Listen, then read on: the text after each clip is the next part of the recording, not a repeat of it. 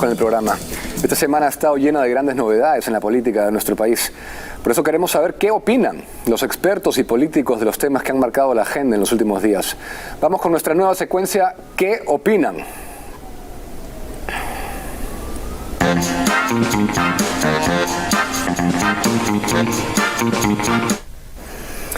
Y como lo veníamos comentando, uno de los temas de la semana ha sido la reunión del abogado de Castillo, Eduardo Pachás, con el ministro de Justicia, Aníbal Torres, para pedir la revisión del nombramiento del Procurador General del Estado, Daniel Soria.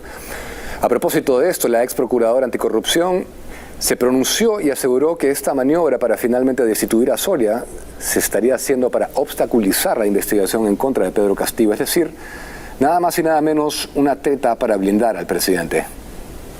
Está buscando blindaje y está buscando obstaculizar la investigación, porque lo que propiamente quiere lograr es que una de las partes en el proceso sea retirada, no solamente de esta investigación, sino también del cargo que ocupa. Pues el procurador tiene la facultad de denunciar al presidente y él, como todos lo hemos visto, lo ha hecho en estos últimos días y esta denuncia está complicando al presidente de la República. Lo que vemos es que no se respeta el Estado de Derecho. Pedro Castillo se siente una persona superior a las leyes, cree que la impunidad tiene que operar a todo nivel, donde simplemente no se investigue aquello que lo cuestiona gravemente. En otro momento, y esta es una acusación sumamente grave, Jenny Vilcatoma denunció que el gobierno está utilizando la inteligencia del ejército para espiarla. La abogada asegura que han llegado a amedrentarla, incluso en su domicilio. Escuchemos qué dijo Vilcatoma para las cámaras de edición especial.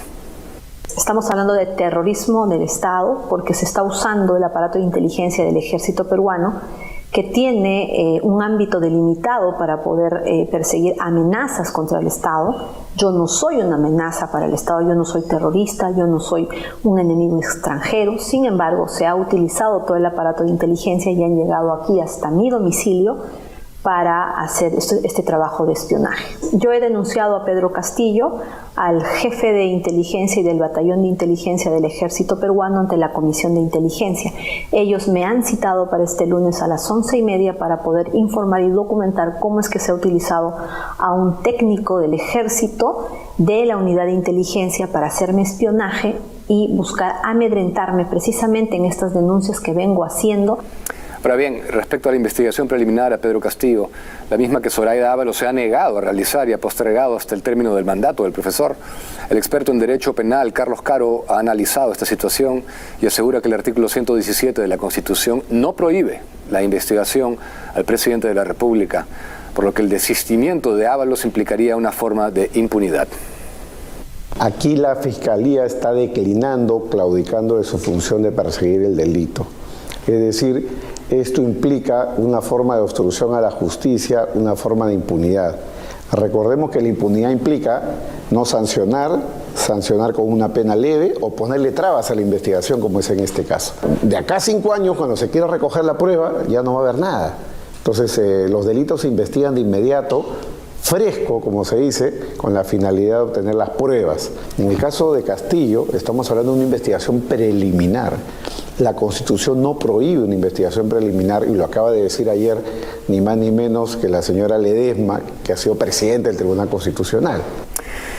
Y estoy muy contento de recibir en edición especial al señor Axel Kaiser, intelectual chileno que ha influido mucho en mi pensamiento y uno de los pensadores liberales más importantes de la actualidad. Bienvenido a edición especial, Axel. Encantado, muchas gracias por la invitación. Quiero empezar hablando del triunfo de Gabriel Boric en las elecciones presidenciales de Chile, liderando una coalición Apruebo Dignidad que incluye al Partido Comunista, nada más y nada menos. Boric ha prometido, entre otras cosas, impulsar el estado de bienestar. Comienzo preguntándote a qué atribuyes el triunfo de la extrema izquierda en Chile con un amplio margen de 12% frente a José Antonio Kast.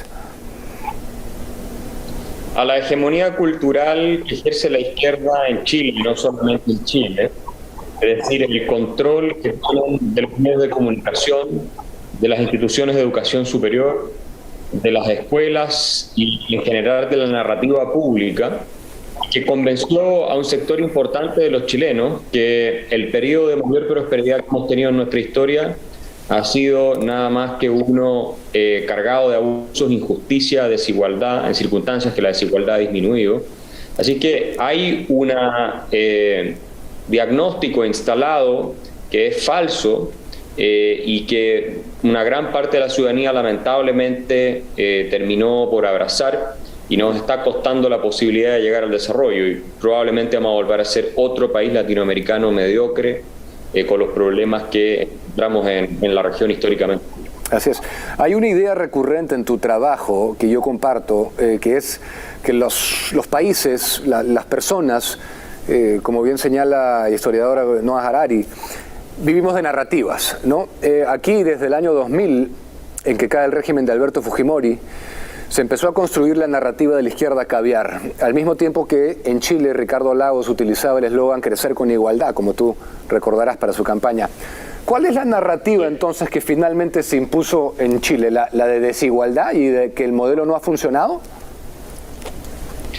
Sí, fundamentalmente diría que caímos en lo que es la tóxica trampa del igualitarismo, ¿no? Esta obsesión con que no puede haber algunos a los que les está yendo mucho mejor que a otros, y tanto fue así que el ministro de Educación del segundo gobierno de Michelle Bachelet, Nicolás Eizaguirre, hablando de las reformas al sistema educativo de la presidenta Bachelet, dijo textualmente que lo que se trataba era de sacar de los patines a los que andaban más rápido para nivelarlos hacia abajo y ponerlos al nivel de los que andaban más lento, porque era la única manera de conseguir igualdad. Entonces la filosofía igualitarista que se apoderó de Chile cambió la economía política del país, es decir, la forma en que se realiza la política económica, cómo ésta interactúa con las fuerzas sociales y las dinámicas de la discusión ideológica. Entonces pasamos de ser un país preocupado en el crecimiento económico a uno que está preocupado en la redistribución masiva de riqueza y en la expansión del Estado, que no es nada más que incrementar el poder de la gente que vive del Estado y controla el Estado. Y gracias a eso, o producto de eso, es que estamos teniendo los peores niveles de crecimiento económico, de inversión y de aumento de salarios en la historia de los últimos 30, 40 años. Casualmente, hablando de desigualdad, también te he escuchado varias veces hablar del discurso de autoflagelación, pero hace algunos años, no sé si recordarás un estudio de MIT, de un grupo de intelectuales, que sostuvo que no existía evidencia científica de que la redistribución de riqueza a través del Estado disminuyera o eliminara la desigualdad. En muchos casos la incrementa. Si se encamina el debate, como se suele hacer, por el lado moral, ¿se puede hablar de generar igualdad en base a una idea concebida previamente, entonces, de lo que alguien considere justo? Si el problema es que lo que hay detrás es una estatolatría que es ciega a la evidencia empírica y a los intereses de quienes ellos mismos dicen que quieren proteger y defender, porque ese es un estudio que yo tengo citado en una de mis obras, en que efectivamente se muestra, entre otros de los autores está Daron Acemoglu, si no recuerdo mal, que el incremento el tamaño del Estado para redistribuir riqueza no necesariamente conduce a una mayor igualdad. Entonces, una cuestión es discutir sobre si está mal que haya desigualdad. Yo soy de los que piensa que en la medida en que la desigualdad es producto del progreso de gente creando con su talento y con su ingenio riqueza que no solo los beneficia a ellos, sino los beneficia a los demás, la desigualdad es perfectamente justa, legítima y no solo eso, es además positiva para la sociedad. En la medida en que tenemos eso, no tenemos un problema moral con la desigualdad. Ahora, si queremos igualar a todos por la fuerza, impedir que haya unos que se destaquen, que todos, digamos, tengan el mismo nivel medio y que no haya ningún Lionel Messi que pueda ser mejor que todo el resto y ganar más dinero que el resto en las distintas áreas de la economía, entonces entramos a un sistema propiamente estatista, socialista, que normalmente está asociado a esta gran redistribución de riqueza que se hace con una corrupción muy grande en América Latina. Eso es lo otro que tenemos que tener presente. Argentina tiene el tamaño del Estado parecido a países nórdicos. Y mira la catástrofe que es. Entonces, si fuera tan simple que haciendo crecer el Estado, tú resuelves los problemas económicos y sociales del país, Argentina y Brasil, que también tiene un Estado gigantesco, debieran ser países de los más avanzados del mundo. Pero no son. Son países que tienen muy baja libertad económica, como la mayoría de los países latinoamericanos, según el ranking de Fraser, y por eso mismo son países atrasados, que no logran superar la pobreza y que no logran tampoco crear igualdad, crean más desigualdad.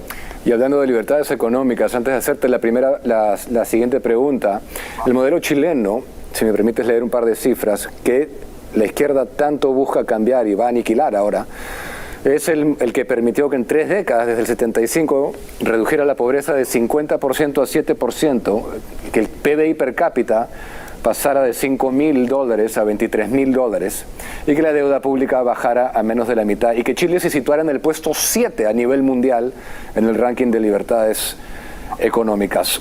¿Cómo percibes lo que ha pasado en Perú? ¿Es un libreto similar?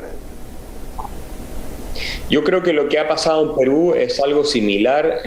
Ustedes partieron más tarde, creo yo, con las reformas económicas liberales, pero han tenido un proceso de progreso que es extraordinario. Ustedes pueden ver los indicadores, ahí se hizo un muy buen trabajo que lo publicó el Cato Institute, donde estaba involucrado Ian Vázquez haciendo ese análisis con datos, mostrando los gráficos del Perú. Es impresionante el progreso que ha tenido Perú en las últimas décadas, producto de las reformas liberales. Entonces, cuando uno ve un país como Chile, que ha llegado a ser el país más avanzado en la historia de la región latinoamericana, también tenemos el índice de desarrollo humano más alto, tenemos el índice de movilidad social más alto de la OCDE, según un estudio de la OCDE del año 2018, tenemos un nivel de participación en educación terciaria de países desarrollados, etcétera. Cuando tú ves eso y después la decisión que se toma electoralmente por parte de nuestra ciudadanía, lo mismo que en el Perú, eligiendo a Castillo, en nuestro caso eligiendo a Boric, que va, como tú bien recordaste, con el Partido Comunista, que es un partido que defiende abiertamente la dictadura cubana,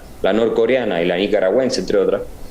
Bueno, entonces tú dices, te haces la pregunta, ¿qué nos está pasando? ¿Por qué ese afán de suicidarnos cuando estamos llegando a cerca del objetivo, o estamos al menos bien encaminados que nos estamos proponiendo, que es eliminar la pobreza, que todo el mundo viva mejor, que haya recursos suficientes? Y yo lo atribuyo, quiero insistir, a la ideología pública, a que en nuestros países la narrativa que predomina y que es difundida por los medios de comunicación mayoritariamente por un sector importante de la clase política, de los intelectuales, de los artistas y de las escuelas y las universidades, es una ideología que es contraria a las ideas fundamentales de la libertad y del progreso. Son ideologías proclives al socialismo, al estatismo, al colectivismo y al populismo. No puede haber otra razón. Los países avanzan o fracasan por lo que la gente tiene en su mente, en su cabeza. Y cuando tienen las ideas incorrectas, entonces toma decisiones que son desastrosas. Cuando tienen las ideas correctas, entonces apoyan las instituciones, apoyan a aquellos políticos y candidatos que nos encaminan por la senda de la prosperidad, que es lo que tú ves en los países desarrollados. Yo encuentro que, en parte gracias a una estrategia de la izquierda que necesita de esa confrontación, de satanizar a los empresarios y aquel que ha llegado al éxito económico, como tú bien sostenías al inicio, se ha creado una distorsión respecto a lo que realmente es, en última instancia, el capitalismo o, en su defecto, economía de mercado. Porque Ludwig von Mises señalaba que la riqueza era el resultado directo de un servicio bien dado al prójimo, de servir al prójimo. ¿Pero tú sientes que esa distorsión existe? Sí, digamos que la distorsión en la narrativa es absoluta y total. Yo por eso acabo de publicar el libro El economista callejero, que son 15 lecciones de economía para sobrevivir a político y demagogo, uno de los libros más vendidos de Chile hace semanas ya, salió hace poco, donde yo explico en términos simples lecciones como las de Ludwig von Mises, de Friedrich Hayek, de Friedrich Bastiat y otra gente, que te explica que finalmente en una economía de mercado el empresario crea riqueza y por lo tanto es un benefactor social, es una persona que está produciendo los bienes y servicios que no existen disponibles para que nosotros tengamos la calidad de vida que queremos tener. Además crea empleos, por lo tanto produce los ingresos de los que viven muchas personas. Y en última instancia, si a alguien le interesa el tema del Estado, bueno, también pagan los impuestos con los que se hace la política social. Si tú no tienes empresarios que están generando riqueza, entonces no hay ningún impuesto que tú puedas recaudar. Y la prueba está que con empresa cero, tú tendrías cero empleo, salvo empleos muy precarios, y tendrías por lo tanto prácticamente cero impuestos. Entonces, mientras más empresas tengas, mientras más actividad empresarial tengas y más dinero ganen, mejor va a estar todo el mundo. Y eso es lo que nosotros no entendemos. Caemos siempre en el problema de matar la gallina o el ganso de los huevos de oro, como la famosa fábula de Esopo, ¿no es cierto? Y que es muy antigua, que abrimos el ganso para ver, ¿cierto?, si tiene el oro adentro y finalmente matamos el ganso y nos quedamos sin los huevos de oro. Y eso es lo que estamos haciendo una y otra vez en América Latina con nuestra mentalidad tercermundista, por intentar igualar y destruir a aquellos que están liderando el progreso, que son efectivamente las empresas líderes, que son las que más capital logran acumular y logran generar, y por lo tanto son las que dan la mayor cantidad o lideran la prosperidad. Y si destruimos a los que tienen más para que no se, distancien mucho del resto, vamos a obligar a todo el mundo a quedarse en la mediocridad o en la pobreza. Sí, Max Weber sostenía que todo Estado está fundado sobre la base de la violencia. En otras palabras, el Estado es violencia, ¿no? ¿Cuál es tu análisis sobre esto como pensador liberal? No, bueno, ese es un análisis sociológico que hace Max Weber, es clásico ese análisis, no es el único que lo hace. En sociología en general se entiende el Estado como esa organización, ¿cierto?, integrada por personas, seres humanos, a veces lo olvidamos, son seres humanos que detentan el monopolio de la violencia física considerada legítima dentro de un territorio. Esas son más o menos las palabras, los términos en que lo formula Max Weber. El Estado no es un Dios, no es el espíritu universal o divino sobre la tierra, no es un ente que pueda crear riqueza en abstracto, no. El Estado son personas de carne y hueso que reclama para sí el monopolio de la violencia física. El Estado, la esencia del Estado, lo que lo distingue de todas las otras organizaciones humanas es la violencia. Y es por eso que nosotros necesitamos tener constituciones que garanticen nuestros derechos fundamentales, el rule of law, el Estado de Derecho, frente al poder del Estado fundamentalmente. Los grandes responsables de las masacres más grandes, más escandalosas que hemos visto, ¿cierto?, en la historia son los estados.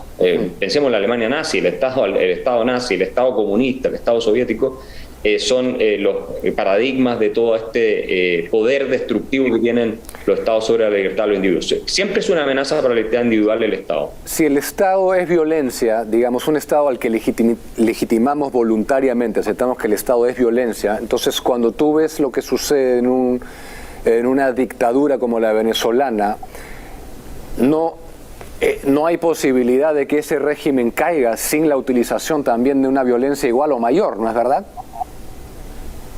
Bueno, eso es lo que ocurre, que como el Estado es esa entidad o ese conjunto de personas que controlan la violencia en un determinado territorio, la forma tú de deshacerte de ese Estado, cuando es corrupto, cuando es opresor, como es el caso del venezolano, nada más que con otro grupo organizado que aplique la violencia. En este caso podrían ser una coalición de estados internacionales, ¿verdad?, que podrían intervenir en el territorio venezolano por los crímenes de lesa humanidad que ahí se cometen y deponer el régimen de Maduro y restablecer la democracia. Pero eso tú no lo puedes hacer si no estás armado. Así es. Porque como tú te deshaces de un grupo de mafiosos y de delincuentes que por la fuerza de las armas te está imponiendo a ti los términos como tú tienes que vivir. Eso no se los puedes pedir, por favor. Tú tienes que deshacerte de ellos a través de la violencia. Y esa es una lección dura, pero que cualquier persona con un mínimo conocimiento histórico lo sabe. La Alemania nazi no se podría haber detenido con buenas palabras. Tuvo que haber sido por la violencia, no había otra manera de hacerlo. Y lo mismo ocurre con muchos otros grupos. Ahora, en esta generación, Axel, una generación, la generación de lo políticamente correcto, la batalla de las ideas, te quiero preguntar, ¿cómo se puede ganar para impartir las ideas del liberalismo? Porque, por ejemplo, un líder como Winston Churchill, uno de mis ídolos, hubiera sido impensado que pueda existir. Entonces, ¿cómo llegar a las nuevas generaciones para que abracen el camino de la libertad finalmente? Bueno, aquí hay una responsabilidad muy grande de los empresarios, yo te diría, en el mundo occidental, la gente que tiene influencia y tiene medios económicos, porque han permitido que sus universidades, sus escuelas y sus medios de comunicación, con pocas excepciones, sean tomadas y completamente controladas por activistas de izquierda. Y eso en Estados Unidos es así. Ahora hace poco tiempo se creó la University of Austin, que uno de los financistas es Joe Lonsdale, un hombre joven, un emprendedor de Silicon Valley muy rico. Entre los que participan en esa iniciativa se encuentran Neil Ferguson, Steven Pinker, Barry Weiss, Ayaan Hirsi Ali y muchos otros, porque ellos dicen, y algunos son profesores de Harvard, Neil Ferguson lo fue, ahora está en Stanford, las universidades están completamente perdidas en manos del activismo de izquierda radical, que lo que busca es destruir ciertas libertades fundamentales para la sociedad abierta. Entonces, lo que tienen que hacer nosotros, aparte de defender las ideas con coraje en todos los medios disponibles, es recuperar nuestras instituciones, es volver a tener universidades que respeten la libertad de expresión, que lo consideren un valor sagrado, que defiendan las ideas o tengan profesores que enseñan las ideas del libre mercado como tienen que enseñarse, y así sucesivamente, y que haya un debate por lo menos. Hoy día no hay debate, hay un discurso monolítico que hegemoniza absolutamente todo. Así es, y aparte es un discurso profundamente emocional, o sea, Antonio Gramsci logró efectivamente su cometido. Dirías entonces recuperar la educación, pero con esto de ser emocional me refiero a que la formulación de políticas públicas, las decisiones se toman emocionalmente, y un ejemplo de esto fue lo que pasó en Chile. Acá también pasó el tema de las AFP. Nadie quería hablar de las tasas de reemplazo, que eran bastante altas, 80% en Chile, en Perú eran hasta 72%. La evidencia numérica queda relegada a un segundo plano. ¿Consideras que hay una fuerte carga emocional que remueve todo y es lo que guía? Sin ninguna duda. Yo escribí un libro que se llama La Nueva Inquisición, que fue un bestseller en Chile y también en España. Hoy día vivimos en lo que llamamos hemocracia, ¿no? La dictadura de las emociones. Y esto se caracteriza por ser un fenómeno en virtud del cual los argumentos racionales, que son aquellos basados en la evidencia y las leyes de la lógica, ya no tienen cabida como parte de la deliberación pública. De lo que se trata nada más es de estimular emociones que son explosivas, que son tremendamente impermeables a la evidencia por el hecho de ser subjetivas, ¿cierto? Y en consecuencia la discusión deja de ser viable.